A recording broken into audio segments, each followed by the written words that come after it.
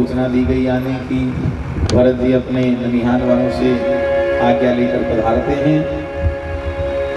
मार्ग में नीरव शांति छाई हुई है, नदियां उदास हैं, गायें रो रही हैं, मोर नृत्य कर रहे हैं, पूरी प्रकृति उदास है। हिरण कूद नहीं रहे हैं, नदियों में आंसू बह रहा है, पानी नहीं बह रहा है। एक महापुरुष की विदाई ने पूरी प्रकृति को रुला दिया। आए कैकेयी भवन में पधारे। कैकेयी मैया ने कुटिलता पूर्वक व्यवहार करते हुए स्वागत किया। कहो पुत्र, मेरे मायके में सब ठीक हैं? भरत जी ने कहा सब ठीक है माँ, पर बता आज अवध में इतनी उदासी क्यों है? आज राम भैया नहीं दिख रहे हैं, माता जानकी नहीं है, कौशल्या माँ कहाँ है, सुमित्रा माँ कहाँ है, पिताजी कहाँ हैं? तब कुटिलता पूर्वक कैकेयी मैया कहती हैं, तात बात में सकल सवारी, भय मंथरा सहाय विचारी। तात, मैंने तो सब कुछ बात सही से बना लिया था। आश्चर्य हुआ भरत जी को, आखिर अवध में ऐसी कौन सी बात बिगड़ गई थी जो तुझे बनाने की आवश्यकता पड़ गई? कहा भय मंथरा सहाय विचारी। पुत्र, मंथरा बिचारी ने मेरी बहुत सहायता की। कछुक काज विधि बीच बिगाड़े हूँ, पर विधाता ने एक काम बिगाड़ दिया। क्या बिगाड़ दिया? बोले भूपति सुरपति पुर पगधार। तुम्हारे पिता का स्वर्गवास हो गया। दो पिता के मरण की बात सुनी, तात तात हाँ तात पुकारी, परे भूमि तल व्याकुल भारी। हाँ तात रोते हुए धरती पर गिर पड़े। कैकेयी मैया कहती, पुत्र तेरे पिता की मृत्यु शोकदायक नहीं है, रोने योग्य नहीं है, रो मत। कहा माँ तू जल्दी से बता, पिताजी के मरण का कारण क्या है, मृत्यु की कारण क्या है? आदि होते सब आपन करनी, कुटिल कठोर मुदित मन करनी। आदि से अंत तक पूरी कथा सुना दी। कहा बेटा बात इतनी सी थी, राम राज्याभिषेक की खुशी में तेरे पिता ने मुझे 2 वरदान मांगने को कहा। एक वरदान मांगा मैंने, राम की जगह तेरा राज्याभिषेक हो जाए, तुझे राजा बनाया जाए। और दूसरा वरदान, तापस वेश विशेष उदासी, 14 वर्ष राम वनवासी। भरत जी ने जो राम वनवास की बात सुनी, भरत ही बिसरे पितु मरण, सुनत राम बन गौन। श्री भरत जी पिता के मरने की बात को भूल गए।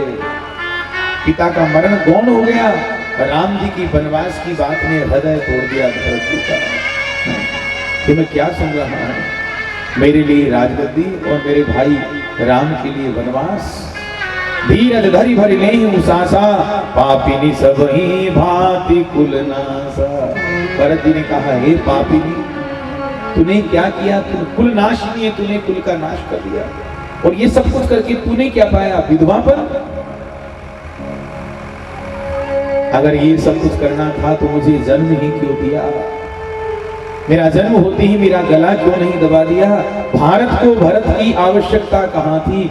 ये सब करके तूने मुझे भ्रातृद्रोही बना दिया। वर मांगत मन भई नहीं पीरा।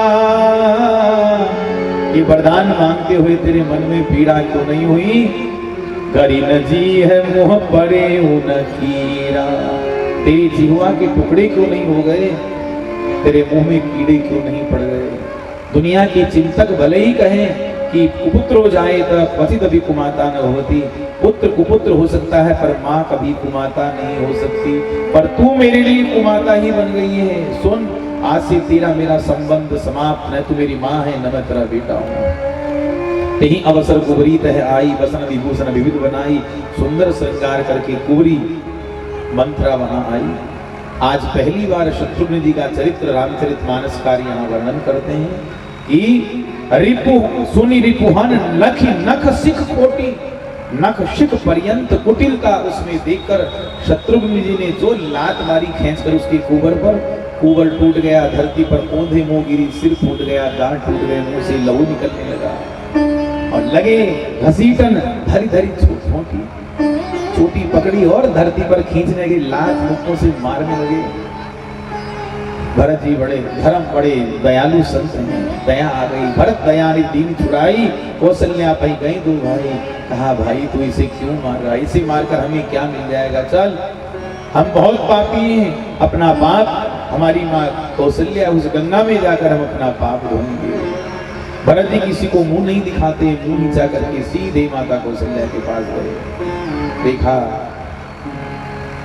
दशरथ जी का पार्थिव शरीर तेल की नौका में रखा हुआ है, औषधि युक्त तेल की नौका में। भरत जी दशरथ जी के चरणों की तरफ गिरकर बालक की तरफ फूट फूट कर रोते हैं, पिताजी आपको जाना ही था तो रोका किसने था, चले जाते, पर मुझे और शत्रुघ्न को प्रभु सीताराम जी के हाथ में सौंप कर जाना चाहिए था, आपने हमें अनाथ बना दिया। माता कौशल्या ने सुना कि भरत आए हैं, दौड़कर भरत जी को हृदय से लगा दिया।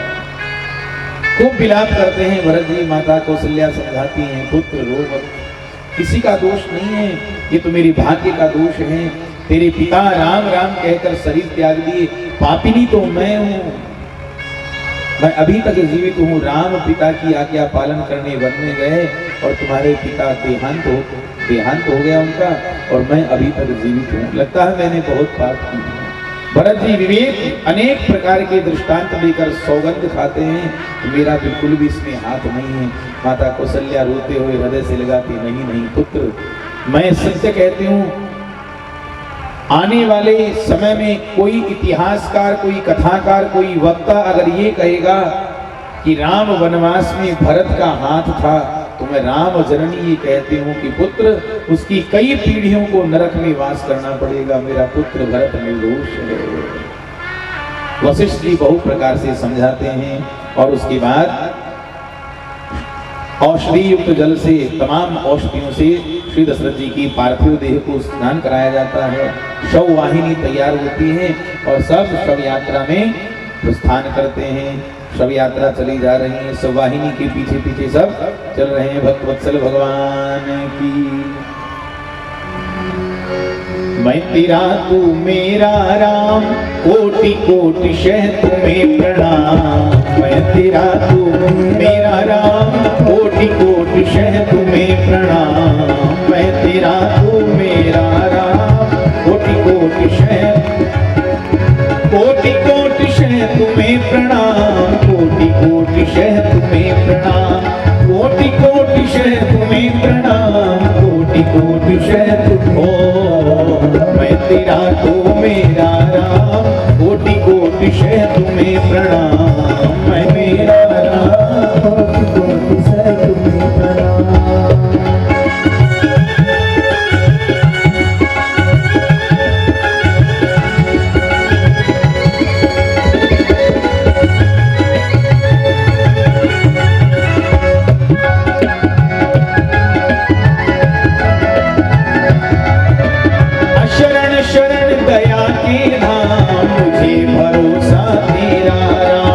शरण शरण दया के धाम, मुझे भरोसा तेरा हो।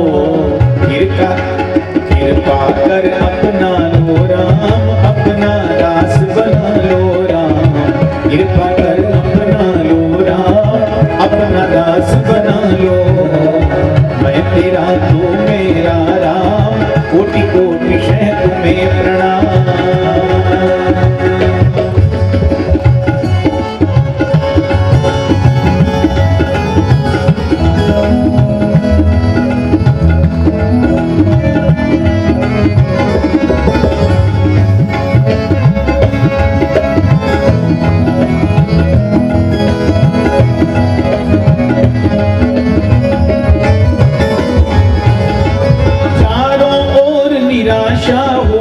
शेष न कोई आशा हो तब, चारों ओर निराशा हो जब शेष न कोई आशा हो, तब फिर बोलो एक ही नाम, सीताराम जय सीताराम।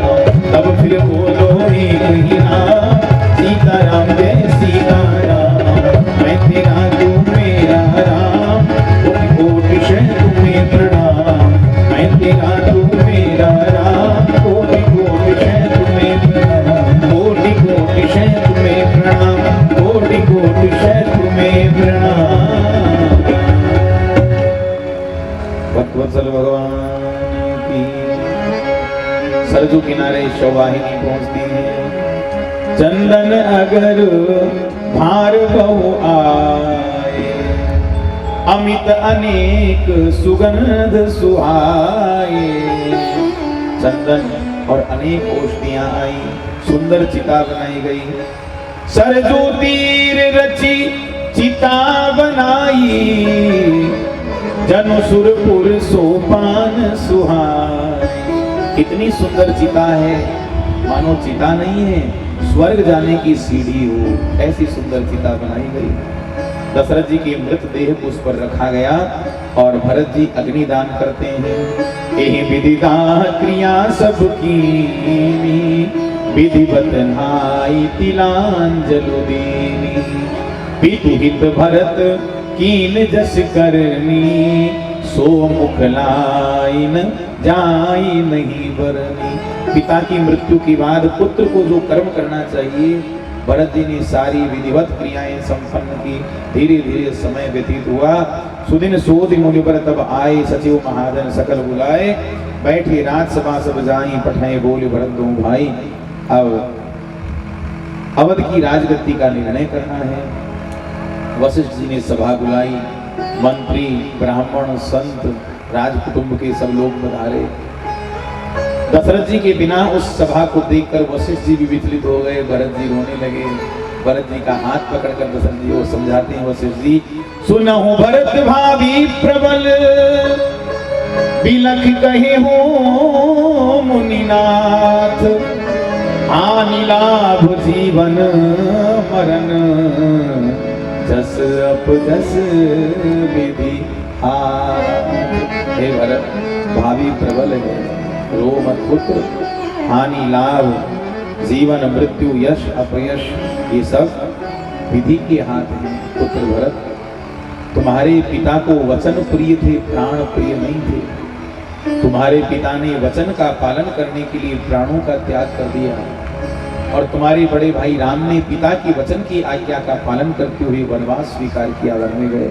अब भरत, तुम्हें भी पिता की आज्ञा का पालन करना है।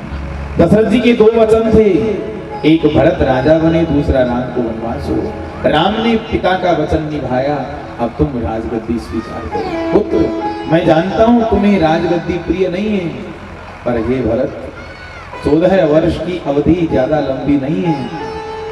जब राम लौट कर आए तो तुम राजगद्दी राम को वापस लौटा देना। ये बात जब भरत जी सुनते हैं तो भरत जी के मत में सबने हाथ उठाया। लोक मत, वेद मत, साधु मत, राज मत, प्रजा मत, सबका एक ही मत है कि भरत जी राजा बने। माता कौशल्या कहती हैं, पुत्र भरत, गुरुदेव ठीक कह रहे हैं, राजगद्दी स्वीकार कर ले।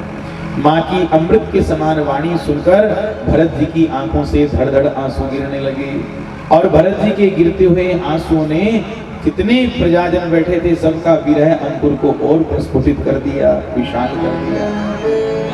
भरत जी रोते हुए कहते हैं, गुरुदेव, आप मुझे राजगद्दी देने की बात कर रहे हैं, मेरे हित की बात ही सोच रहे हैं, पर गुरुदेव आप विचार कीजिए, मेरे जैसे पापी को आप अवध की राजगद्दी सौंप देंगे तो ये धरती रसातल में चली जाएगी। मेरा तो जन्म ही माताओं को विधवा बनाने के लिए और प्रभु राम को दुख देने के लिए हुआ है। मेरे जैसा पापी संसार में कोई नहीं है और मेरे जैसे पापी को आप राजगद्दी देंगे तो ये धरती रसातल में चली जाएगी। गुरुदेव, एक तो व्यक्ति को ग्रह पीड़ा सता रही हो, ऊपर से गठिया का दर्द हो, फिर बिच्छू ने डंक मार दिया हो और इसके साथ कोई उसके हाथ में छलकता हुआ मदिरा का जाम दे दे कि पियो, तो बताओ उसके लिए उपचार क्या है? ग्रह ग्रहित पुनि बात बस, तेहि पुनि बीछी मार, तेहि पियाई बारुनी, कहूं काह उपचार। मेरी माँ ने पिता से वचन मांगे, ये मेरे लिए ग्रह पीड़ा है। प्रभु राम को वनवास मिला, ये मेरे लिए गठिया का दर्द है। पिताजी की मृत्यु हुई, ये मेरे लिए बिच्छू के डंक के समान वेदना है। और साथ ही आप